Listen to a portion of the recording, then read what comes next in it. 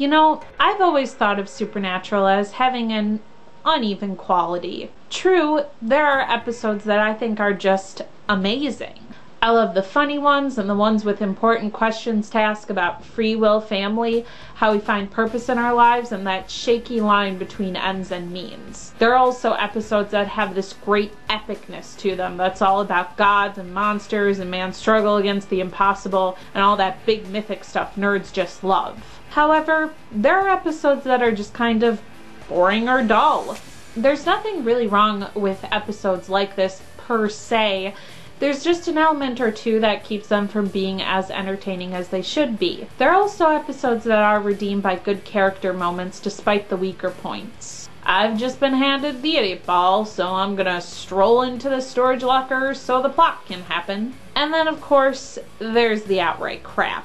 Now, there isn't many episodes of Supernatural that I would consider to be truly bad, but there is enough to make a top 11 list. Now, what I consider bad is, of course, subjective. I did research for this project to find out what episodes people tend to not like, and there were a lot of episodes that some fans hate that I like or even love, like Ghostfacers. Seriously, how can anyone not like Ghostfacers? If you don't like Ghostfacers, I don't know what to tell you, but you're wrong. And my great-great-grandfather was a degenerate gambler and had a peyote addiction. Didn't you guys get like a permit or something?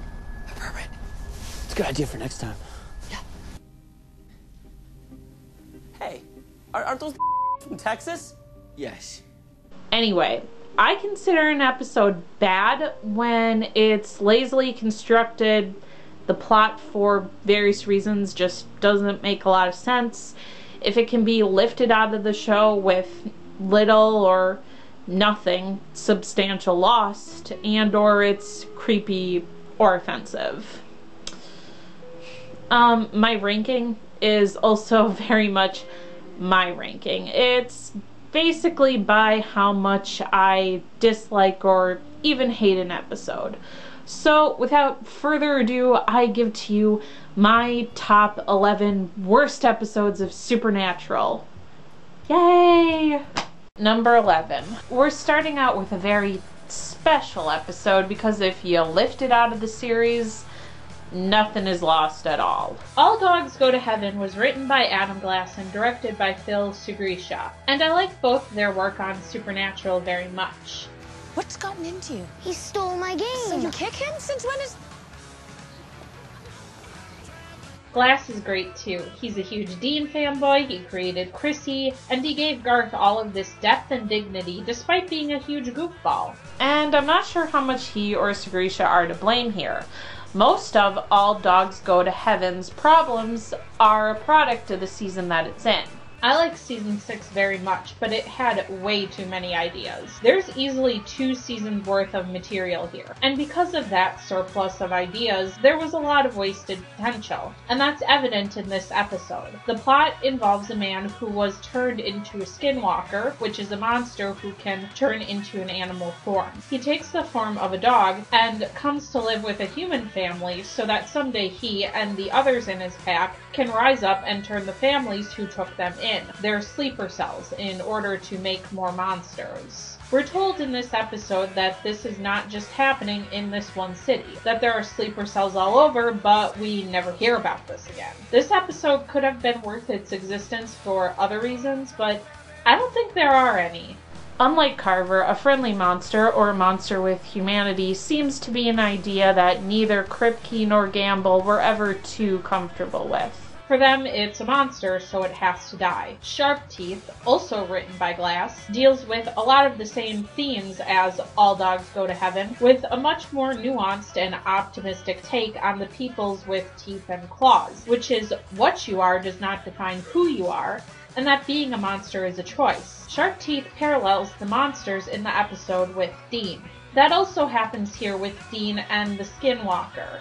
We're never told his human name, but his dog name is Lucky. Lucky comes to love the human family he's staying with, and Dean understands him because he feels like a monster who found happiness with Lisa and Ben. And this might be interesting if this insight into Dean's character wasn't explored in the other episodes that had Lisa in them. Another thing that happens in this episode episode is that Sam talks about wanting his soul back, but I honestly don't buy it. Or rather, I don't buy it in this episode.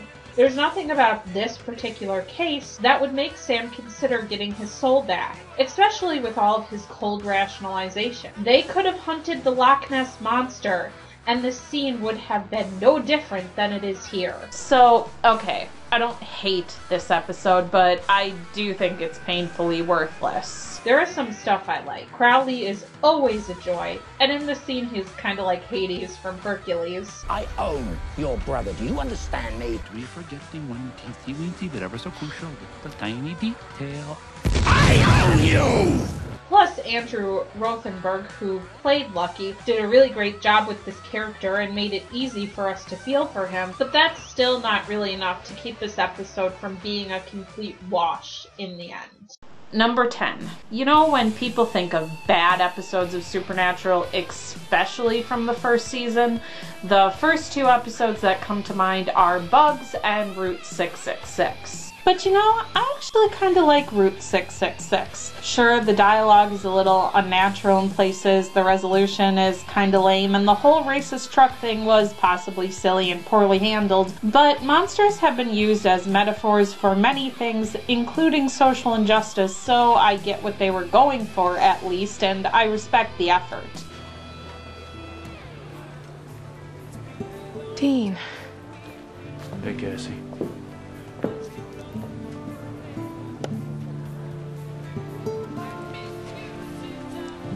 As for Bugs, I just can't object to it. I'm not saying it's great or good even, but it's nowhere near as hateable as its reputation suggests. It gets flack for many things, including its climax, because of the shortest night in the history of nights. However, there was a scene break from where the boys and the family are running into the attic to where we see them in the attic. Hours could have passed for that commercial break.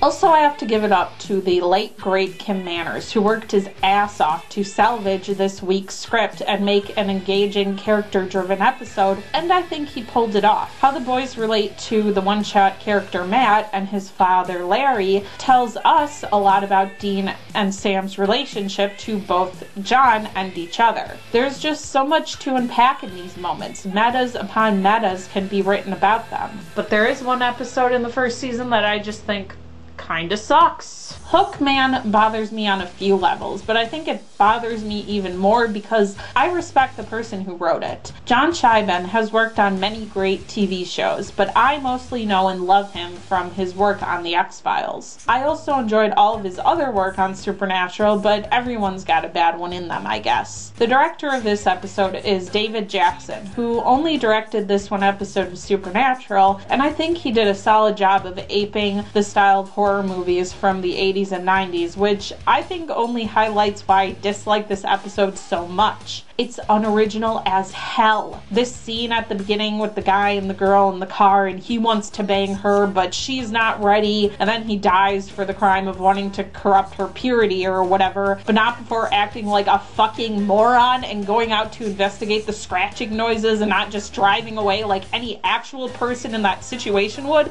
so we don't feel bad when his dumbass dies?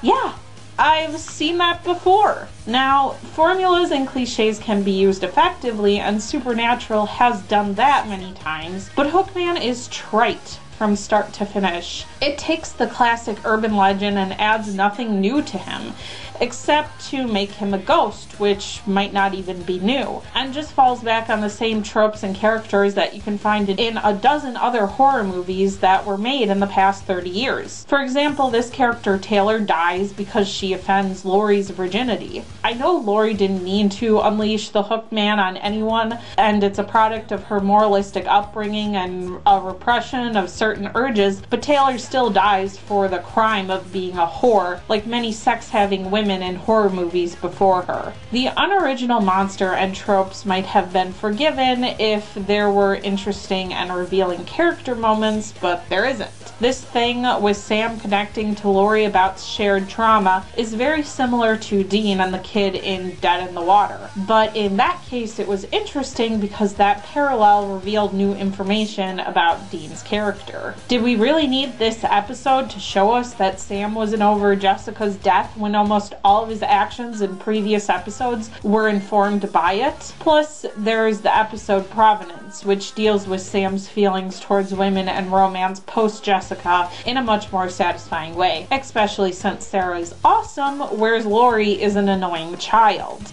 I'll come in when I'm ready. There's also some stuff in here about faith and religion and righteousness and morality, all of which were handled with expert beauty and faith. There's also the entirety of seasons 4 and 5, which was all about that kind of stuff. Hookman is not only cliche, it's superfluous on many levels. True, it's not completely interchangeable. There are some memorable funny moments, and we're introduced to the rock salt bullets, which are now a staple of the show. I would argue that that idea could have been put in any episode with a ghost, but it was put in this one, so there you go. Number 9, truly nothing sends shivers up a Supernatural fan spine faster than the phrase written by Brad Buckner and Eugene Ross Lemming. They're capable of writing passable and even good episodes, but some people really hate them, and I can't say they don't have their reasons. Especially since they're good, episodes are usually only good because the actors and/or director elevated the material. I put 4 episodes written by them on this list, and well, each are a different flavor of bad, I'd say. One of their bigger issues might be not thinking entirely about what they're actually writing, because unfortunate implications are not rare things in their episodes. Man's Best Friend with Benefits was directed by John Showalter, and it is so damn uncomfortable to watch. I'll put some of the blame for this episode on him because there's this familiar named Portia, and she's a black woman in her human form, and she literally belongs to this white guy named James, and why did no one stop this? Did everyone forget about slavery, or was that just not a concern? Why didn't anyone during the production stop for a minute and say, hey, maybe this is kind of racist? Also, there's the fact that she turns into an animal or was an animal, which is also possibly problematic since black people have a history of being thought of as being animalistic and therefore savage. There's just no getting around this and no good excuse for it. But there is more wrong with this episode than the black woman in a collar. There is some flat out bad writing. We get a cryptic background reference here to some case that involved James in the past. They tried to shoehorn in a reason to get Dean and Sam to care about James versus showing us why they should. Plus, the whole idea of a familiar, a new piece of mythology that has never been part of the show before, is introduced to us clumsily in an info dump. There's no consideration given to how witches were written in the past. Witches in Supernatural were mostly solitary before, only making exceptions for their closest loved ones or coven. So just having a bunch of them hang out in a club in St. Louis and not even New Orleans doesn't fit with how witches were previously portrayed. Also, we're not told why Portia and James's love is forbidden in the community beyond possible bestiality. And that's Dean's explanation, not one of the witches. Finally, the connection made with Sam and Dean's arc of the season is a bit tacked on.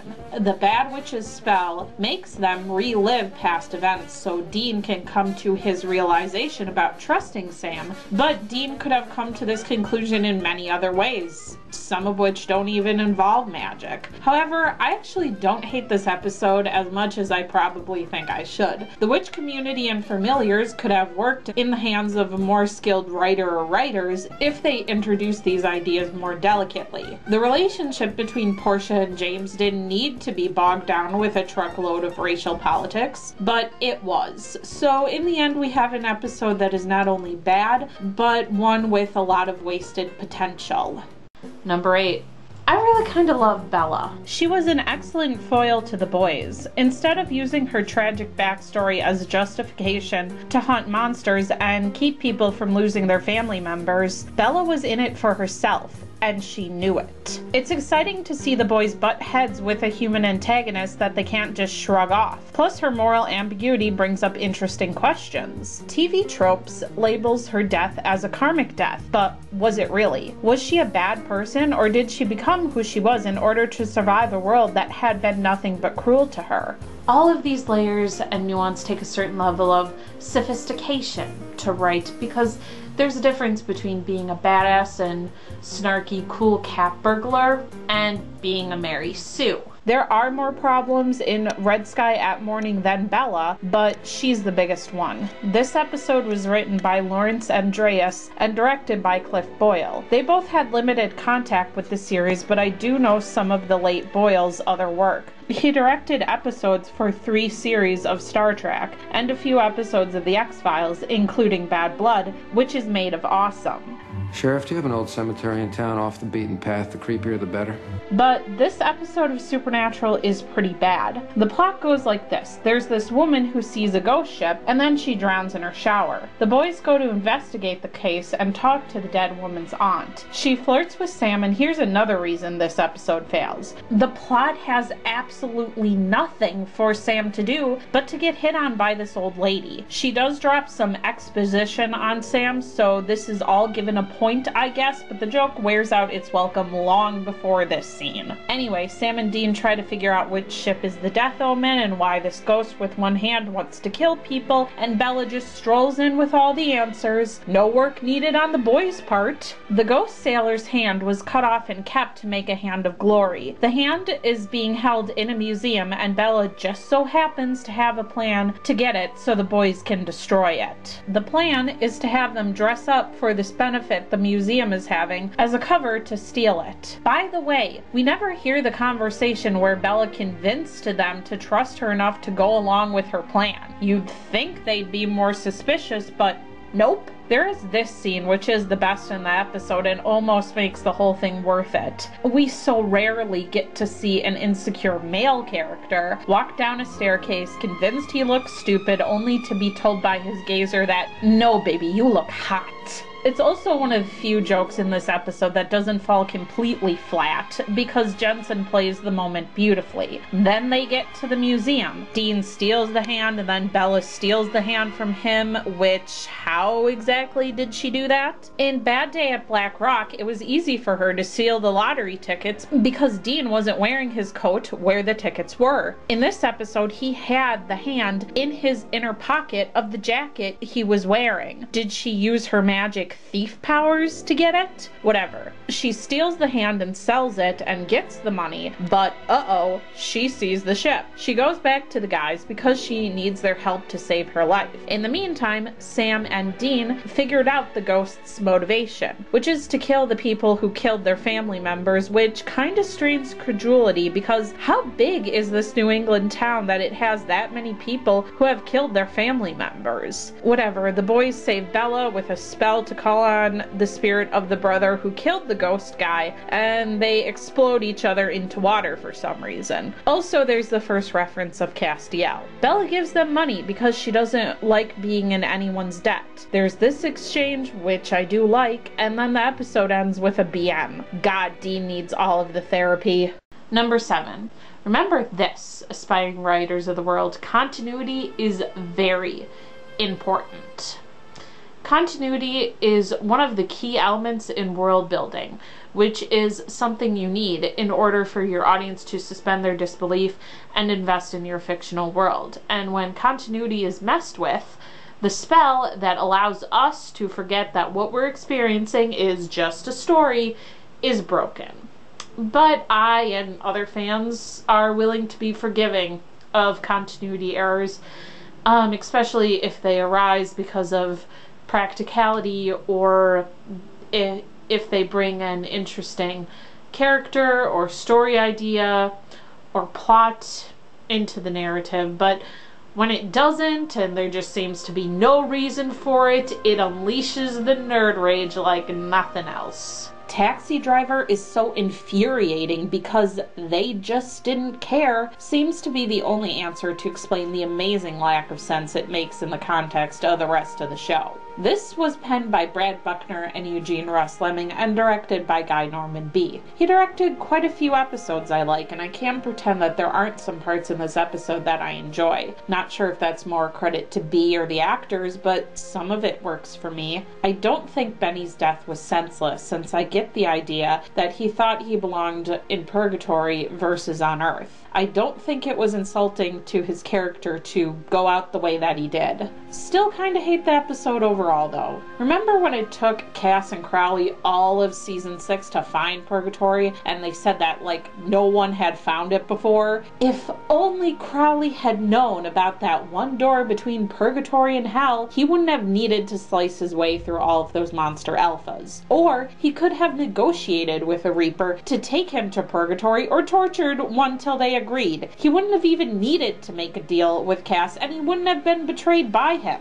When I say it like that, it makes the entire season seem completely pointless, doesn't it? But hey, that was season 6, this is season 8, it's in the past, and the show is being run by a totally different person now.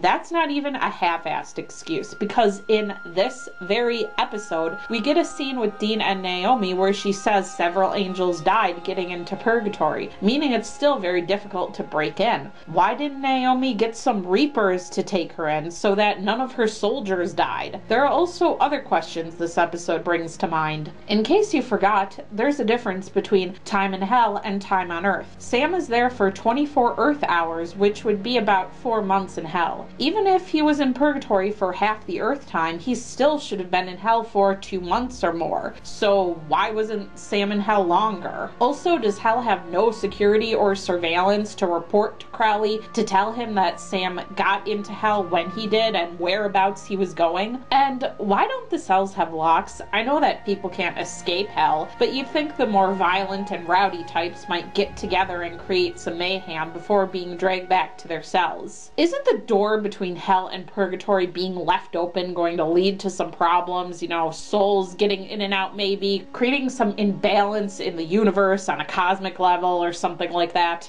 Like I said, they just didn't care. Also, isn't it amazingly convenient that the Reaper the boys meet is the one that took Bobby to Hell? All of that being said, I can't harp on Buckner and Ross Lemming too much. This episode is so overstuffed with important character development and plot points that the major continuity issues were likely a product of trying to get this episode to work in a 40+ minute time frame. Bad planning of the season's structure is the fault of Carver and the other major producers. In any case, it's still a bad episode and still deserves its place on this list.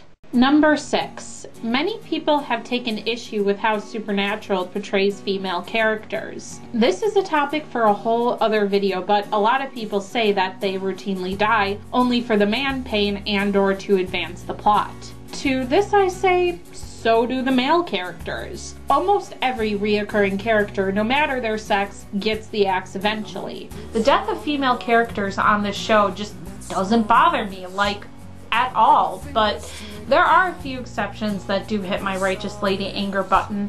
The Girl Next Door is an episode that has a lot going for it. It was written by Daniel Laughlin and Andrew Dabb, directed by Jensen Ackles, Jewel Staite is in it, and Colin Ford reprises his role as young Sam. That's a whole bunch of stuff I really like, but it doesn't cover all of the badness, not by a long shot. This episode features some of the show's worst qualities and a few failings of Gamble as a showrunner. The episode is fragmented. The first part is Dean and Bobby getting away from the Leviathan, which was the resolution of the cliffhanger from the last episode. There's exposition about them, then a Leviathan guy finds Sam because of a stolen credit card, but the rest of the episode has nothing to do with the Leviathan, so the A-plot takes a big unnatural pause for a Monster of the Week episode. The not-so-monstrous monster is Amy, who is played by Jewel Staite and Emma Garbinski in Flashback, and they both bring such sweetness and empathy to this character that I think only highlights the problem of her death. You look at this character who killed only because she absolutely had to, and chose victims who were less than upstanding citizens, and you kinda want her to live. But she gets mowed down by the show's black and white morality and Dean's issues, which he projects onto her. And nothing is ever done about those issues. The other big problem I have with this episode is that it just leads to yet another round on the Winchester merry-go-round of the brothers lying to each other and continuing the same old destructive patterns. Possibly Gamble's biggest failing as a showrunner is that she didn't seem to have places for Sam and Dean to go as characters. They had nothing to do but to continue the bro dependency. Dean continues to treat Sam like a kid who doesn't know any better, and Sam lies because he isn't allowed to disagree with Dean, or rather the ghost of John that still hangs over them. Amy's death and the fallout from it doesn't lead to Dean and Sam having a more honest and healthy relationship. When Sam finds out, they have a fight for one episode, but then Sam agrees Dean did the right thing, and in the end, nothing about their relationship changes. All of the very legitimate issues that both of them have are just tidily dismissed, and we're back to the same status quo a few episodes later. In the end, Amy didn't even die for the man pain or to advance the plot. She died for no reason at all.